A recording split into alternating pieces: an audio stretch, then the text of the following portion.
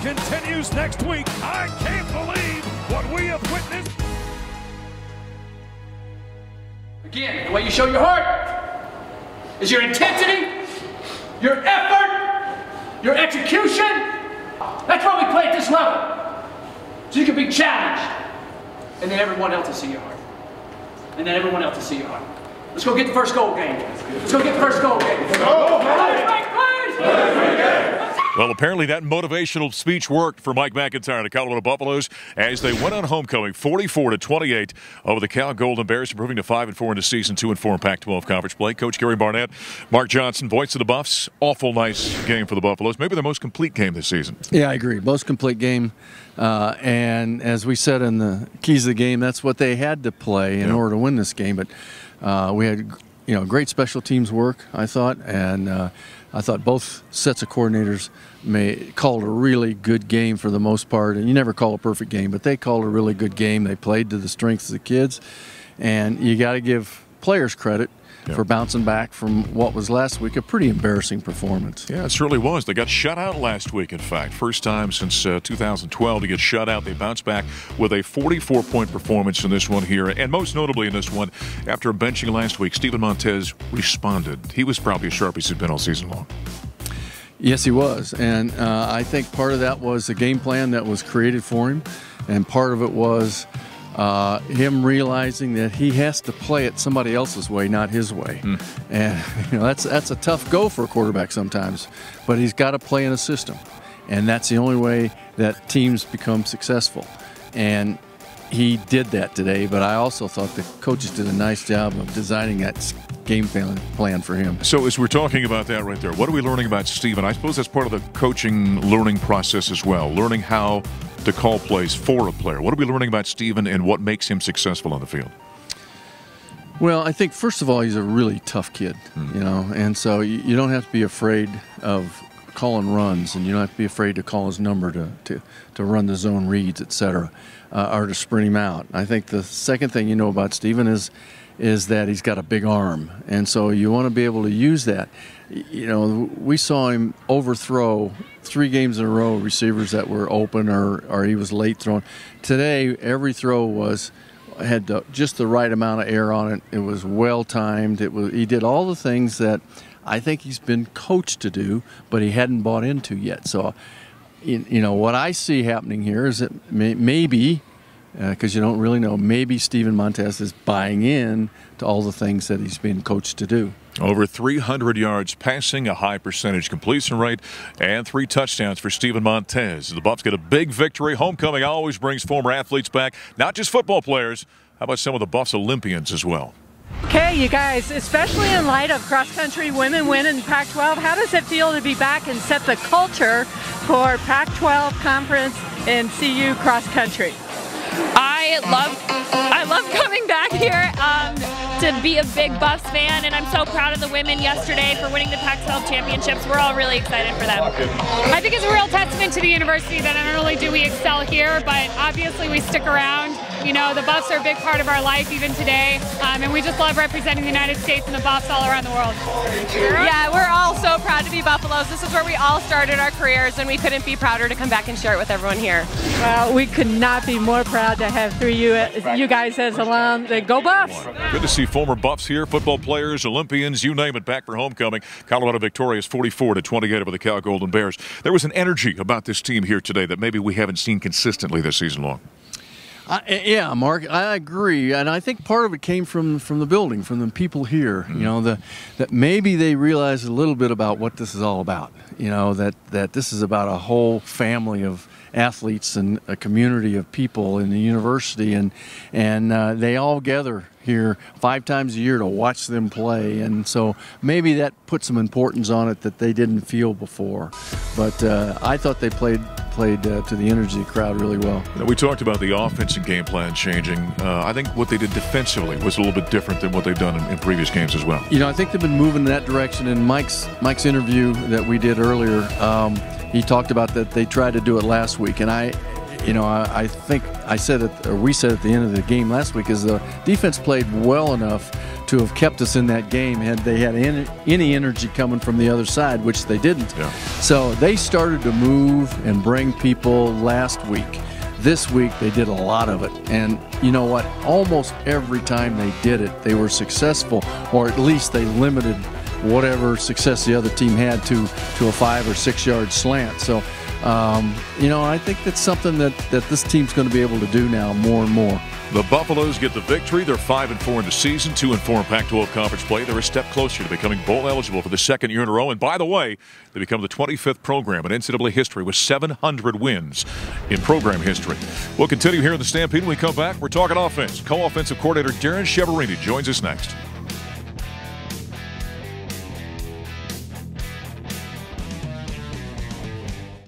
Down at 17 after giving up the third sack of the season to Looney. Montez hit as he throws over the middle. Catch is made at the 2-yard line by number 2, and Devin Ross is into the end zone. What a pass. Well, impressive win for the Colorado Buffaloes. Homecoming 44-28 as we continue here at Folsom Field. Co-offensive coordinator Darrin Shevlin joining us here for a couple of minutes. Boy, a week after not scoring a point last week. I mean, what a difference a week makes, Shev. And I thought that was as good as the Buffs have looked offensively all year long. Yeah, I was really proud of our group, really proud of Steven Montez. He took a lot of heat, you know, for last weekend, and that was tough in the elements, but I was really proud of the way he came out, threw the football deep, threw the football underneath, and the O-line did an excellent job of opening holes for Phil. It was definitely our most complete game this year. Yeah, you know, and sometimes we're talking with Mike McIntyre on the postgame radio show. Sometimes that's a tough thing about coaching, right? Yeah. Isn't it about helping a young man maybe see the forest for the trees? There's no question, and the way he fought back and his character during the week and how he came out to practice and competed, I knew he was going to play well, but it's great to see it come together for him. Yeah, and sometimes I had somebody say, boy, that when Montez was told, they saw a shot of him on TV, and they said he didn't look happy. You don't want him to be happy in those situations, No, do you? he wants the ball in his hands, and Yeah. he was really upset that he got pulled out, and that's what you want from any competitor. And the way he came out today, and he hit some of those deep balls, he hit Laviska Shenault, he hit Shea Fields, he made some great throws on third down to hit Devin Ross for a touchdown and Jay McIntyre for a touchdown. That's big-time college football for Steven Montez. Yeah, we just saw, in fact, that highlight, that 65-yarder by big play Shea. That, the 58-yarder to Laviska Shenault, almost had a second one.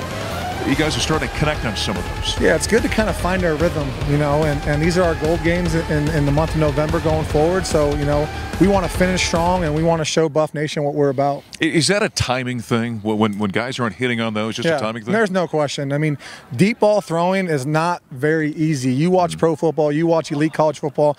If it was easy, everybody would be scoring 70 or 80 points. It's hard, and the fact that Steven could find his rhythm today and really connect on some of those long balls, that's going to be positive for us going forward. You know, we're going to talk to Shev about number 19, the Heisman Trophy winner for the Colorado Buffaloes, Rashaan Salaam. His number retired on Saturday at homecoming, and there was big pageantry around the retirement. The 4th number retired here at the University of Colorado.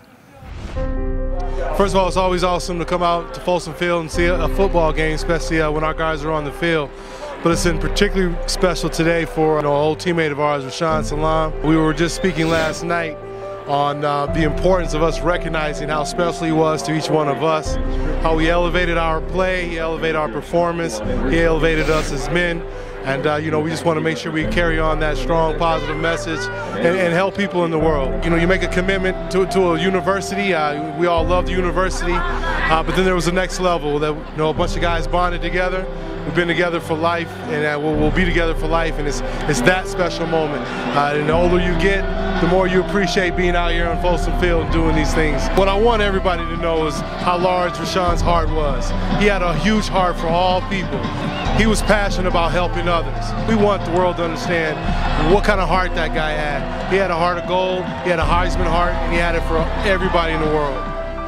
Great victory for the Colorado Buffaloes on the day they retired number 19. I know you just missed Rashaan here at Colorado. He was leaving as you came in, but you eventually played with him in the NFL, but that was a great moment on Saturday. It was an unbelievable moment. You know, I grew up watching Rashaan Salaam. I'm from California.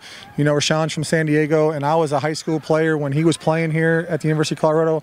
I was a high school player when he won the Heisman. When he went for 2,000, I was watching that game on my couch in Corona, California. And then we played together at the Cleveland Browns. But, you know, Rashaan was a special, special person. person, was a great player here at the University of Colorado. It's an honor to retire his number, and it's going to be up there for years to come, and people are proud of the legacy he left here. Yep, only the 4th number retired, in fact, by the Colorado Buffaloes, so certainly fitting on Saturday as the Buffs retire that number 19. As we talk about this offensive performance by the Buffaloes, the offensive line I thought was as sharp as they were all season long, weren't they? Yeah, Coach Adams does a great job with those guys. Those guys have been battling all year, and we've played some really good teams the last couple of weeks, and I thought they came together, you know, having Jeremy Irwin back for this game and his leadership, and then I thought Tim Lynott did an excellent job at center. You know, people didn't, you only talk about center when there's bad snaps, and he did an excellent job today. Jared Coe has been great all year, and I'm really proud of the way those guys came out and played.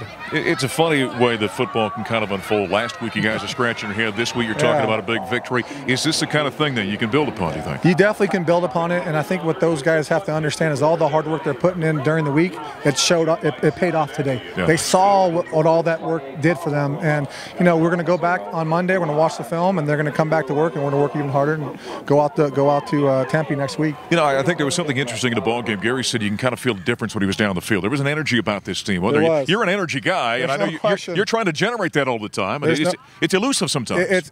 There's no question, and it was infectious today. I could feel it in the locker room. It was electric in there, and I can feel it when we had some success early in the football game, that those guys believed in each other, and they weren't going to let each other down today. Chev, great stuff. Congratulations. Thank you. Appreciate it. All right, co-offensive coordinator Darrin Shevlin here. The Buffaloes get that 44-28 win over Cal in homecoming. It was a big weekend for cross country as well. The women take first place in the Pac-12 championship. The men second. We're going to talk to Danny Jones, the individual Pac-12 champion, as we continue here in the Stampede.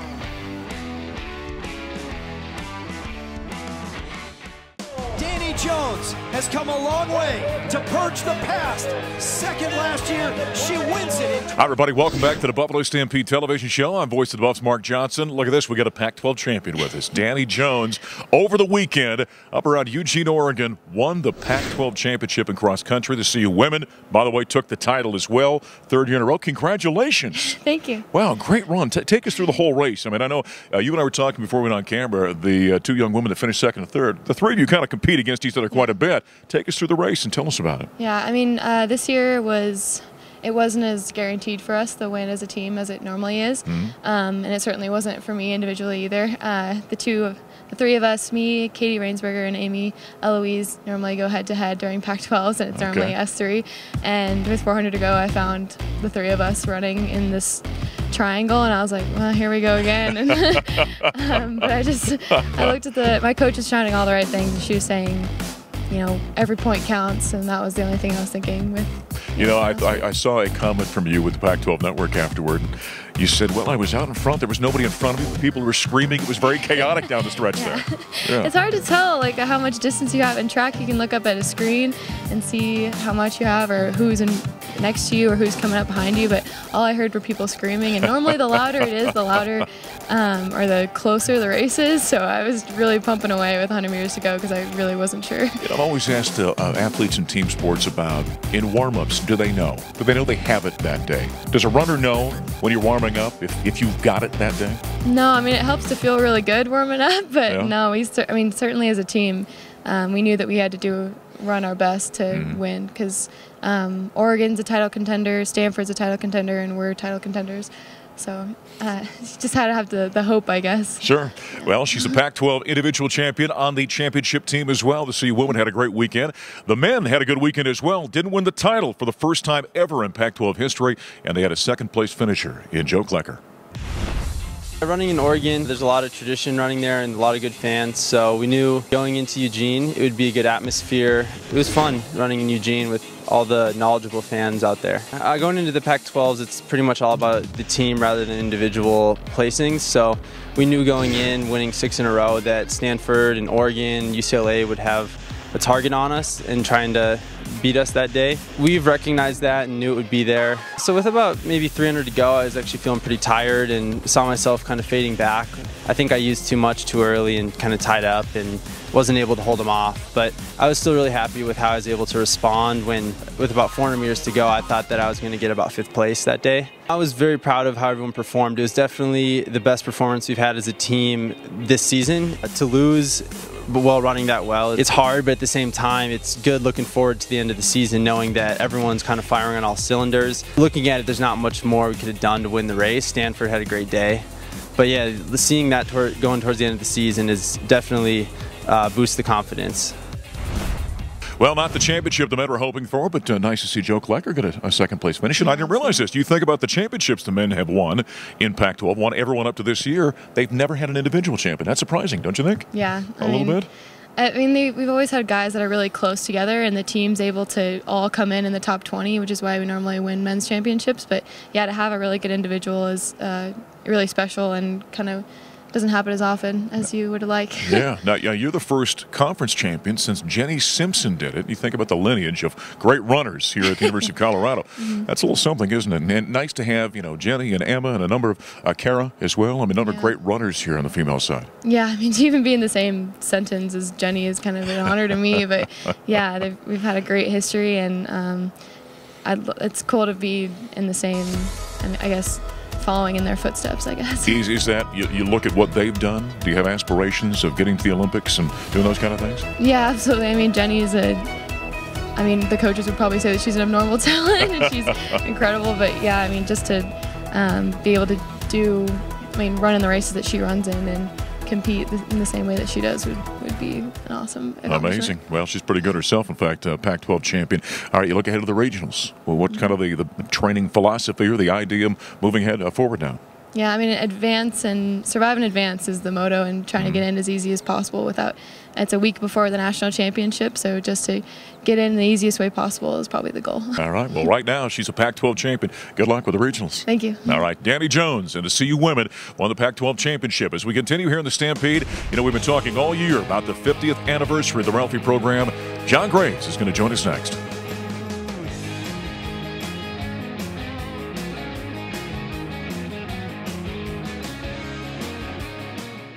Such a long history, starting with the program back in the 80s when I was with the Freedom Bowl, and then starting as a staff member in '94. So it's generations and generations of handlers. Probably at least 150 to 175 of them over all of the years. Some of them are married now and have kids, and there's cousins and brothers and sisters and brothers. And so it's just wonderful to see everybody back. That's Gail Peterson. For 20 years, she was the program manager for the Ralphie program. Now it's this guy here. He's the coach and the manager. John Graves joining us here for a couple of minutes. This has been a fun campaign all year long, this 50th anniversary of Ralphie. Oh, it's been great. It's just been phenomenal. The fans love Ralphie, and to celebrate 50 years of the tradition of her leading the football team out on the field, there's nothing like it. It's so great. Homecoming, we had all the football athletes coming back, track and cross country and Olympians and everything. A lot of the Ralphie handlers are back last week as well. That is kind of a small, close-knit family, isn't it? It's very tight. There's not many people who've been able to run with Ralphie over these past 50 years. About 250 people total have ever run with Ralphie. We had about 93 former handlers come back into town this weekend. It was great to hear their stories, all the way back to Ralphie won the first year up till now. It's been great to hear their stories. They had so much fun this weekend. Ralphie 5 now. 5 of these are Ralphies. This is what, 10 years of Ralphie 5? This is 10th year. 10 years. 10th year. How much longer will she have with us? Well, it's up to her. Yeah. It's up to her. She's still running great, as you saw this weekend. She's still running great. But she's definitely getting towards the end of her career. So we'll have plans in place to make sure we have Ralphie 6 before she decides to retire. What's your favorite Ralphie story over the time you've been involved? I remember when she first got here, she got loose during the spring game that day. Yeah, I remember that one too. Yeah. It's been a long time I've been here. I remember the first Wear Black game. When Ralphie 5, that was her first season, her second home game ever. It was against West Virginia. Okay. And we won, and that was just a phenomenal game. She ran so great, so fast. It was awesome. The stadium was electric. The football team played awesome. It was a great day. Well, there's nothing like it when Ralphie takes the field to start a Colorado football game. We mentioned all those handlers were back for homecoming weekend, and they got together and had a heck of a time. I want to welcome all of you and thank all of you for guiding the greatest mascot in America out there every Saturday.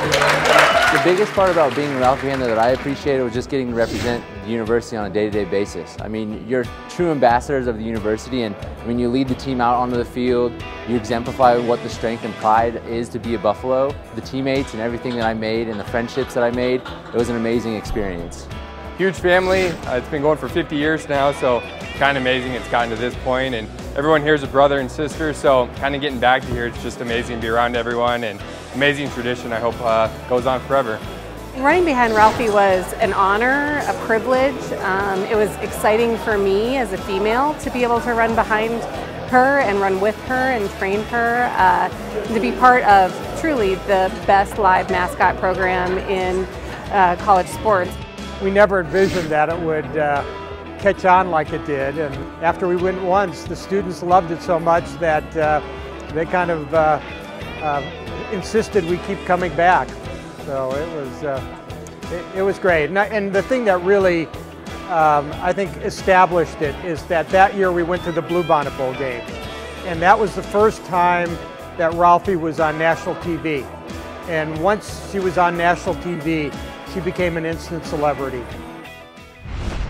Well, the handler certainly had a great time back here for homecoming as we continue with John Graves, the program manager for the Ralphie program. Ralphie, by the way, I didn't know this, in 1971 was the homecoming queen. She was. Back in 1971. And this year, she was the homecoming grand marshal, which is a little tough to get out there leading the parade, I would think. Yeah, but we had a great time. You know, Ralphie, she was set up in front of the Boulder Courthouse down there on Pearl Street. Right. All the fans came by, got tons of pictures with her. It was just an awesome experience. The band was there, the football team was there. Big pep rally. It was a great way to kick off homecoming weekend. You know, here's the thing about it. When Ralphie shows up, it's always a party. It always creates a lot of chaos when Ralphie's there. Everyone wants to get a picture and get in the air a little bit. You don't let folks get too close, though, correct? When she's out there, can they touch her? No, they can't touch her. Okay. We keep a little bit of bubble, keep people away from her, and she likes that little bit of space and keeps her happy. Yeah, I would think so. And now, during this 50th anniversary season, you've got a GoFundMe campaign going on to help the program a little bit. Tell us about it. Correct, yeah. We set out a goal to raise $50,000 for the Ralphie program. What most people don't know is our entire program is funded by donations from fans, all of it. We don't get money from the athletics department. It's all from fans, and fans donate from across the country. So it's great. We're almost at our goal. Our campaign goes through the end of the season to reach our goal, but we think we're going to beat the goal and then some. And I was going to say, you'll take more if you get over that, of course. All of the money goes right to Ralphie. All right. And how can they get involved? If they visit the website cubuffs.com/Ralphie50. Okay. They can make donations there. All right. And you know, really, if you donate as little as $25, that certainly helps you out with transportation and feed and all these kind of things. Every little bit helps. Every little bit helps. $5 helps feed Ralphie for one day. So every little bit helps. And again, it all goes to Ralphie. Well, there's nothing better than Ralphie. That's got to be a fun gig you've got right now. It's so much fun. So much fun. John Graves, he's a program manager for the Ralphie program. Go to the website, help out the program. One of the great traditions in college football, college athletics, period, as we wrap up the Stampede this week. We'll talk to you next time.